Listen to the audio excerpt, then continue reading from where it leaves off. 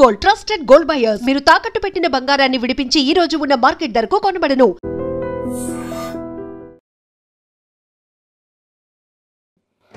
Sir, ఇవాళ Jubilee hills ఎన్నికలు జరుగుతున్నాయి. పోలింగు నిజంగానే 11 గంటలకైతే 21% అని వచ్చింది. చాలా మందకొడిగా సాగుతుంది, అనుకున్నంత స్పీడ్ లేదు. సో మనం సర్వేలు చాలా పాజిటివ్గా వచ్చాయి బీఆర్ఎస్కు. కానీ ఈ మధ్యలో ఈ 9 తర్వాత కొన్ని మార్పులు చేర్పులు జరిగి మొత్తానికి కొద్దిగా కాంగ్రెస్ ముందంజలేకపోయిందనే టాక్ కూడా వినిపించింది చాలాసార్లు. అంటే మీరు ఏం అబ్జర్వ్ చేశారు సార్? మనం 4th నాడు మాట్లాడుకున్నప్పుడు కూడా మనం ఏదైతుందో 4-5 రోజుల పరిస్థితి చెప్పొచ్చు అని అనుకున్నాం. అవును. బట్ సర్వేలు మాత్రం భయంకరంగా ఉన్నాయి. ఏ సర్వే చూసినా కూడా ఏదైతుందో పబ్లిక్ టాక్ కానీ సర్వే వెళ్ళి పబ్లిక్ టాక్ తోటి వస్తుంది కదా, నెగటివ్ ఉంది పార్టీకి అని. తర్వాత బీఆర్ఎస్ సిస్టమేటిక్గా క్యాంపెయిన్ చేస్తున్నది, వాళ్ళ క్యాడర్ ఉంది. 3 సార్లు ఇక్కడ కాంగ్రెస్ గెలవకపోవడంతో డిసడ్వాంటేజ్ ఉంది అనేది. కానీ లాస్ట్ 5th 6th నుంచి ఏదో స్పీడప్ చేసి 9th ఈ రోజు వరకు కూడా ఇప్పుడు పోలింగ్ వరకు కూడా స్టిల్ చేస్తున్నారు అనేది నేను టీవీ చూడలేదనుకోండి, మిత్రులతో మాట్లాడాను. సర్వే బృందాలు కానీ ఎమ్మెల్యేలు, ఆయన ఏమైనా మహబూబాబాద్ ఎమ్మెల్యే డిప్యూటీ స్పీకరు, తర్వాత బీర్ల ఐలయ్య, తర్వాత మన సత్తుపల్లి దయానంద ఆయన పేరు ఏదో ఉంది, ఆయన పేరు ఆయనే, తర్వాత ఇంకా ఎవరో 4-5 ఎమ్మెల్యేలు, ఈవెన్ బట్టి గారి వెహికల్ కూడా తిరుగుతుందని నాయకులు మస్తు మంది ఉన్నారు. ఓపెన్గా వాళ్ళు కంప్లైంట్ ఇస్తే కూడా సీరియస్గా ఏదైతుందో అది చేసింది వాళ్ళని ఏదైతుందో అని చెప్పి వాళ్ళని ఎమ్మెల్యేలు చర్య తీసుకోమని ఎలక్షన్ కమిషన్ ఏదైతుందో దే ఇన్స్ట్రక్షన్ పోలీస్. సో పోల్ మేనేజ్మెంట్లే మనం అనుకున్నాం. నీవు చెప్పిన విద్య నీరజాక్ష అనేది ఉంది కదా, ఎప్పుడైతే మునుగోడు హుజురాబాద్ ఓడిపోయినరు, మునుగోడు ఈజీగా తీసుకున్నారు. అది హరీష్ మీద చెప్పిండ్రు, కేటీఆర్ పోలే, కేసీఆర్ పోలే. హుజురాబాద్ మాత్రము విపరీతమైన, అంటే దేశంలో ఇంతవరకు అంత ఎక్స్పెండిచర్ పెట్టిన ఒక అసెంబ్లీ సెగ్మెంట్ లేదు. బట్ అక్కడ పాతుకుపోయినాడు. ఆయన కూడా 3 నెలలు రాజీనామా చేస్తేనే ప్రతి ఊరు ఇక పాదయాత్ర లెక్కనే ఊర్లో తిరిగిండు, టెంట్ వేసుకుంటేనే రోజుల తరబడి. ఆ 3 నెలలు కంప్లీట్ ప్రజలే ఉన్నాడు. అతను ఏదైతుందో అతని ఈ గ్రిప్ కూడా ఉండే, ఆయన ప్రజలతో అందుబాటులో ఉండే, మంచి చెడ్డ మార్నింగ్ ఆయన ఇంటికి కలవడానికి హైదరాబాద్కి వస్తే 100 మంది రాని, breakfast, lunch hour lunch, dinner అప్పుడు డిన్నర్ చేసే పంపించాలి. వంటలు వార్పులు సపరేట్ ఒక మెస్ లెక్కనే, ఎంతమంది అన్న రాని వంటలు వండుతూనే ఉంటారు, సామాన్ వస్తూనే. సో అది ప్రజలతో ఏదైతుందో సంబంధం ఉండి గెలిచిండు. ఆ రెండింటి తర్వాత ఎక్కడైతే మునుగోడు తీసుకున్నారో, పోల్ ఏదైతుందో ఇప్పుడు కాంగ్రెస్ ఈ 3-4 రోజులు ఇప్పుడు పోలింగ్ అయితే అంటే ఏ పద్ధతిలో చేసిండ్రో సేమ్ వాళ్ళు చేసిన పద్ధతిలో ఇలా కాంగ్రెస్ చేస్తున్నారు. మీరు అధికారంలో ఉంటే అదే చేసిండ్రు కదా. దాదాపు మీ 100 మంది ఎమ్మెల్యేల దాంట్లో మంత్రులు ఒక 15 అనుకోండి, 90 పైన ఎమ్మెల్యేలు అందరికీ ఇన్ఛార్జ్ ఇచ్చిండ్రు కదా, బూత్ వైజ్ మంత్రులు అందరు అక్కడ ఉన్నారు కదా. ముఖ్యమంత్రి కూడా ఒక గ్రామం తీసుకున్నాడు కదా, ఎమ్మెల్సీలు ఇచ్చిండ్రు కదా, లోకసభ ఇచ్చిండ్రు కదా, రాజ్యసభ ఇచ్చిండ్రు కదా. మీరు 2 రోజులు క్యాంపెయిన్ క్లోజ్ అయిన తర్వాత వీళ్ళందరూ బయటకు వస్తే మొత్తం నాయకులను మొత్తం నిర్బంధం చేసి మీరందరూ అక్కడనే ఉన్నారు కదా టోటల్ కాన్స్టిట్యున్సీలో.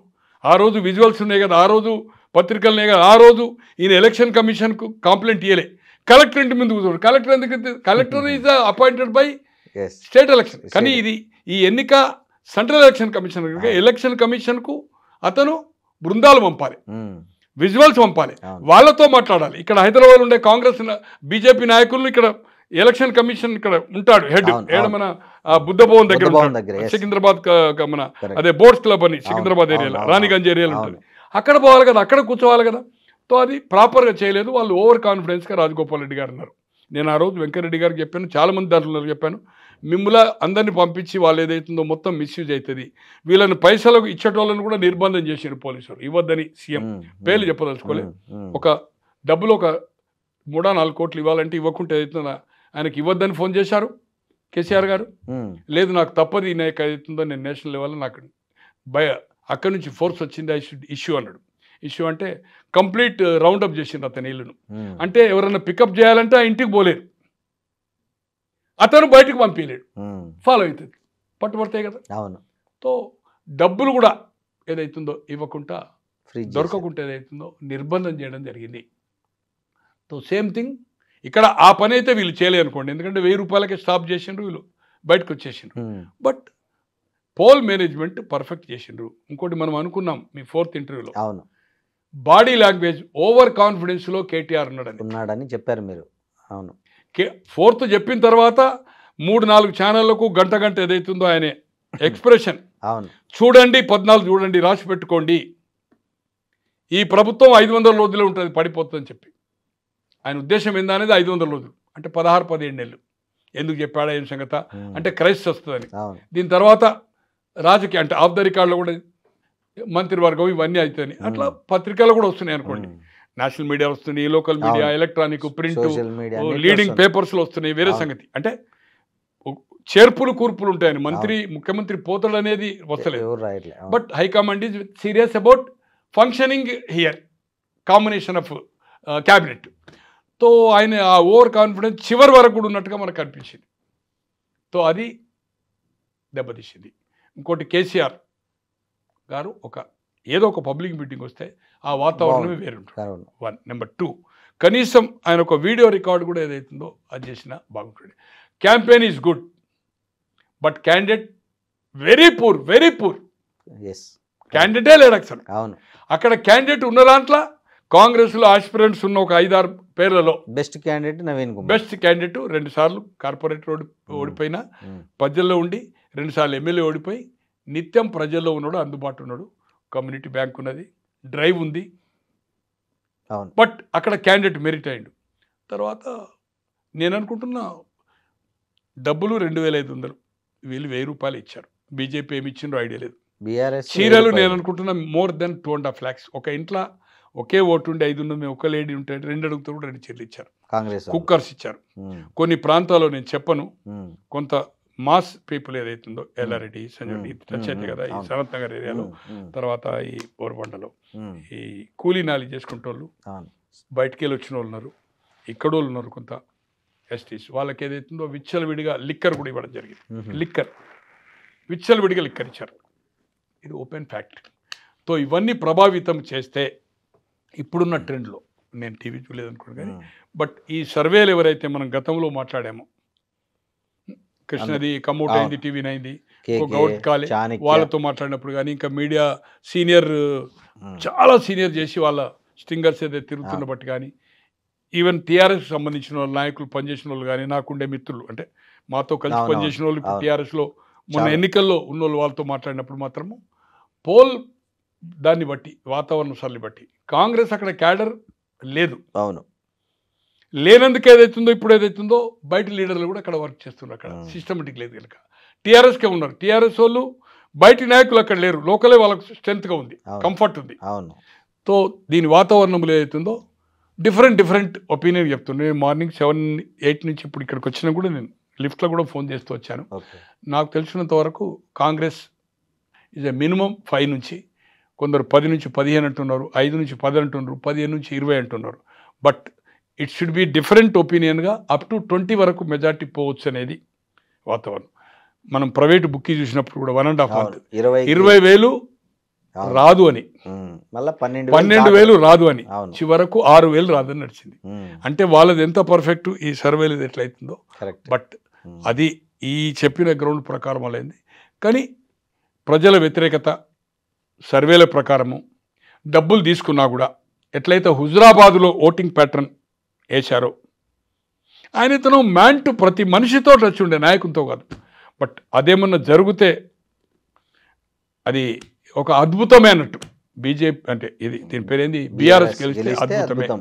బట్ నాకుండే ఇండివిజువల్ ఒపీనియన్ మాత్రం మొదటి నుంచి నేను మీ మీడియాలో కానీ బయట కానీ 1.5 month నా వ్యక్తిగత అభిప్రాయం కాంగ్రెస్ గెలుస్తాను. ఎందుకంటే minority plus Christian minority and plus Yadav and plus Reddy vote కూడా దాదాపు 20,000 అనుకుంది. యాదవ్ ఓట్లు కూడా 25, 26, 30 అనుకుంది. తో ఒక అదర్స్లో బీసీ అనేది ఒక నడుస్తుంది. ఇది అయినప్పుడు ఏదో అతను బీసీ, ఈ అడ్వాంటేజెస్ ఉంటాయి. తర్వాత కొన్ని అభివృద్ధి కార్యక్రమాలు షెడ్యూల్ ఇచ్చేయకముందు, నోటిఫికేషన్ కాదు, షెడ్యూల్ ఇచ్చేయకముందే కొన్ని ల్యాండింగ్ అయినాయి, డ్రైన్లు, కొన్ని రోడ్లు జరుగుతున్నాయి. ఆల్రెడీ కొన్ని చిన్నవి కంప్లీట్ అయినాయి, కొన్ని ఆన్ గోయింగ్ వర్క్ కంటిన్యూ అవుతుంది, శాంక్షన్ వర్క్ నడుస్తుంది. దాని ప్రభావం కూడా ఉంటుంది. ఇంకోటి, స్థానిక సంస్థల ఎన్నికలు ఎలాగైతే పవర్ పార్టీకి అడ్వాంటేజ్గా రిజల్ట్స్ వస్తాయో, గతంలో జగన్మోహన్ రెడ్డి గారు కానీ, ఈవెన్ మంగళగిరి అండ్ కుప్పంలో కూడా వచ్చి మొత్తం గెలిచి కూడా ఏమైందో మనం చూసాం. అట్లే అంతకుముందు చంద్రబాబు గారు గెలిచి 23 సీట్లు వచ్చినాయి. అట్లే ఇక్కడ మన ఒక్క జిల్లా పరిషత్ రాకుండా బీఆర్ఎస్ గెలిచి కాంగ్రెస్కు రాక కరీంనగర్ అటువంటి మున్సిపాలిటీలో 50 స్థానాలకు ఒకే స్థానం వచ్చి హైదరాబాద్లో 150లో ఒకే స్థానం గెలిచింది కదా. ఒకటి ఉప్పల్ ఏరియాలో కనుక ఒకటి మల్కాజ్గిరి, రెండే కార్పొరేటర్ గెలిచి ఇవాళ మనకి ఎట్లా రిజల్ట్స్ వచ్చినాయి మనం చూసినాం. తో స్థానికంగా ఇంకా 3 ఏళ్ళు ఈ కాంగ్రెస్ ప్రభుత్వం ఉంటుంది కనుక మనం కొన్ని పనులు చేయించుకోవాలనుకుంటే ఇప్పుడు ఇంతమంది మంత్రులు తిరిగింది కనుక మనం ఎక్కడైనా పోయి నిలదీయచ్చు కదా. ఈ ఎమ్మెల్యే మీద కూడా ధర్నాలు చేయొచ్చు. ఎమ్మెల్యే కూడా పోయి ఒత్తిడి చేస్తాం, మనం ప్రామిస్ చేసినాం కదా ఇయ్యని. ఈ 3 ఏళ్ళలో మనకు అభివృద్ధి జరుగుతుందనే వాతావరణం గిట్ట వస్తే, ప్రజల్లో అభిప్రాయం వస్తే దే విల్ ఓట్. స్థానిక సంస్థలు ఎట్లా ఇచ్చిండ్రో అది కాంగ్రెస్కు పడి కాంగ్రెస్కు గెలిచే అవకాశం ఉంది. ఇప్పటికీ నాకు వ్యక్తిగత అభిప్రాయం మాత్రము కాంగ్రెస్ ఏదైతుందో ల్యాండ్ సైడ్ 5 కాదు 10కి తగ్గకుండా కూడా 10,000 తగ్గకుండా కూడా అబౌట్ 10 to 20-25 కూడా పోవచ్చు. 10 నుంచి 20-25 వేల మెజార్టీతో గెలిచే అవకాశము ఉంది. ఏ పరిస్థితిలో పోలింగ్ ట్రెండ్ని బట్టి మీకు అర్థమైంది. పోలింగ్ కాదు అంటే ఇప్పుడున్న ఫీల్డ్ మీద పోలింగ్ ట్రెండ్ కాదు. ఇప్పుడున్న తిరిగే ఎవరైతే సర్వేలు చేసిండ్రో ఆ సర్వే వాళ్ళే 2-3 రోజుల నుంచి ఇప్పుడు ఎగ్జాంపుల్ కృష్ణ గారే ఉన్నారు. 5% అని అన్నిటికీ చెప్పాడు కదా ఆయన. 5-6 ఛానళ్ళకి చెప్పాడు కదా. TV9 మీకు అంతకుముందు నేను పేరు చెప్పలేదు, తర్వాత కమ్అట్ అయ్యాడు ఆయన ప్రింట్ అంతా అయిన తర్వాత. ఈ రోజు రాత్రి గ్రాఫిక్ అవుతుందని ఈ రోజు 3 రోజుల నుంచి అతనే చెప్తున్నాడు ఇంప్రూవ్ అయిపోయిందని. ఇప్పుడు ఆయన ఫీల్డ్ మీద ఆయన పిల్లల్లో ఆయన ఫీల్డ్ మీద ఉన్నాడు. ఆయన చెప్తున్నాడు 1-2% తోటి ఏదైతుందో బయటపడుతుందని. పోలింగ్ కూడా 60% పైన ఎక్కువ అవుతుంది. వేరే సీనియర్ జర్నలిస్ట్ TV9 ఢిల్లీ కూడా పనిచేస్తాడు. అట్లే ఇంకొక గౌడ్ అని వాళ్ళ బృందం చేసింది. అట్లే ఇంకొక చాలా అంటే చాలా సీనియర్ ప్రింట్లో ఎలక్ట్రానిక్ నెంబర్ ఆఫ్ చేసింది, పేర్లు అవసరం లేదు అనుకోండి. వాళ్ళ పిల్లలు ఏదైతుందో ఆయన పలు ఛానల్లో చేసి ఆల్మోస్ట్ ఆల్ ఇదే టాప్ లెవెల్లో ఉండే వాళ్ళ పిల్లలు తిరిగి మాట్లాడుతూ ఉంటే ఏదైతుందో టువర్డ్స్ కాంగ్రెస్ ఏదైతుందో ఉందని ఆయన చెప్తున్నాడు. నిన్న వరకు ఏం చెప్పిండు, లేదు బీఆర్ఎస్ గెలుస్తుందని చెప్పిండు నిన్న. అవును. బట్ ఈ రోజు ఏదైతుందో నేను పిల్లలు తెలుసుకున్న వరకు జస్ట్ నేను 11:12కి ఫోన్ చేశాను. 11:45కి ఇటు వస్తూ నేను క్యాబ్లో వస్తూ ఫోన్ చేశాను. బట్ ఇట్స్ టువర్డ్స్ కాంగ్రెస్ బయటపడుతుంది. కానీ బీఆర్ఎస్ నాయకులు కొంతమంది నేను మాట్లాడాను పనిచేసిన వాళ్ళు స్టిల్ సైలెంట్ ఓట్ ఉంది.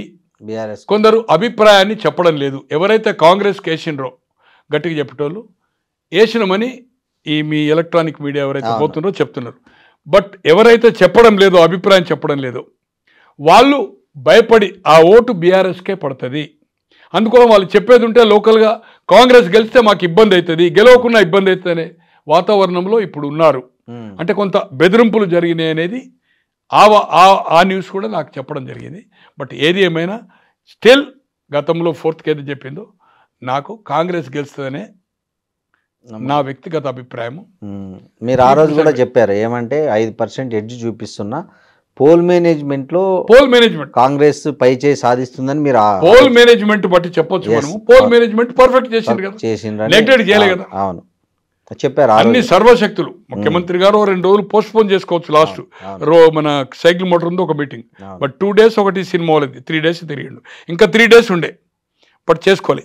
ఎందుకంటే అతనికి నేను పోవడం వల్ల ప్రజల్లో ఏదైతుందో అరే భయపడి ఇంకా తిరుగుతుండని ప్రచారం చేస్తే నష్టం జరుగుతుందని మానిటరింగ్ చేశాడు అతను. అవును, ఆ 2 రోజులు కంప్లీట్ ఏదైతుందో పురమాయించాడు అందరినీ. మంత్రులు గింతులు ఏం జరుగుతుంది అనేది. కేసీఆర్ గారు ఎందుకు రాలేదంటారు సార్ ప్రచారానికి? అంటే ఇది ఆయన డౌట్ ఉంది. ఆయన కొంచెం ఏదైతుందో యాజ్ ఇట్ ఈజ్గా 55 అంటే ఇప్పుడు 70 క్రాస్ అవుతుండు. నాకంటే ఒక 5.5 years చిన్న. 1955 నాది 49.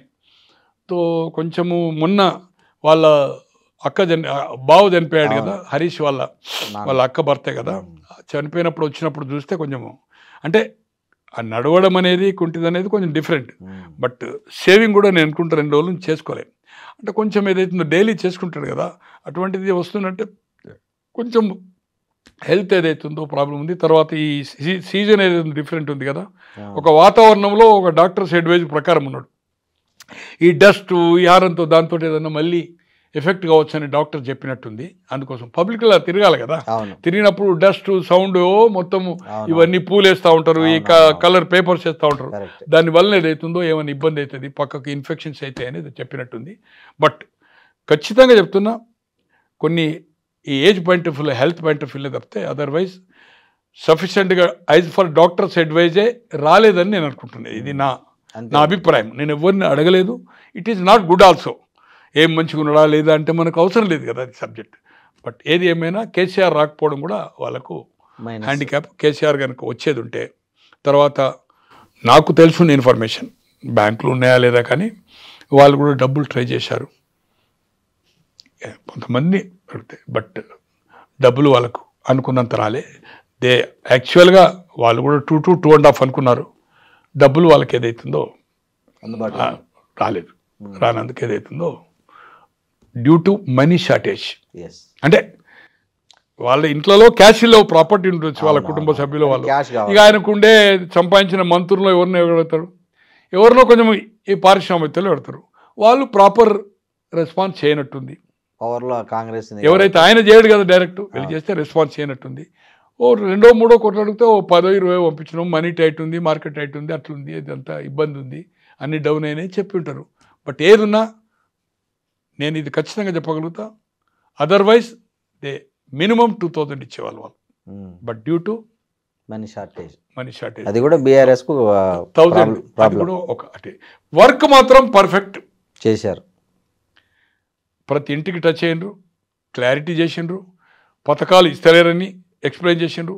ఏదైతే ఈ అర్బన్ ఓటుకు తడుతుందో రైతు విషయం మాట్లాడకుండా తులం బంగారం కానీ 2500 కానీ స్కూటీ కానీ నిరుద్యోగ వృత్తి కానీ పెన్షన్స్ 2000 పెంచడం కానీ ఈ ఇష్యూస్నే రేజ్ చేసిండ్రు.